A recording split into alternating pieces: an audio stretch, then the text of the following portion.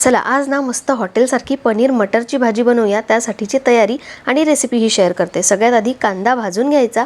कांदा भाजल्यानंतर त्यात थोडंसं आलं आणि लसूण घातलं, तेही छान भाजून घेतलं। मग मोठा टोमॅटो टाकला, त्यामध्ये थोडेसे काजू घातले, मीठ घातलं आणि छान शिजवून घेतलं। त्यानंतर त्याची पेस्ट करून घेतली। आता दुसऱ्या पॅनमध्ये थोडंसं तेल घालून असे मोठे मोठे पनीरचे क्यूब्स आहेत ना, ते भाजून घेतले छोटे छोटे करण्यापेक्षा।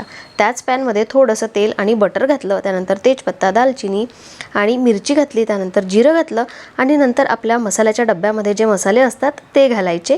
त्यानंतर आपण जी बनवलेली पेस्ट आहे ती ही छानपैकी भाजून घ्यायची आणि थोडंसं तेल सुटायला लागलं ना की त्यात थोडं पाणी घालायचं।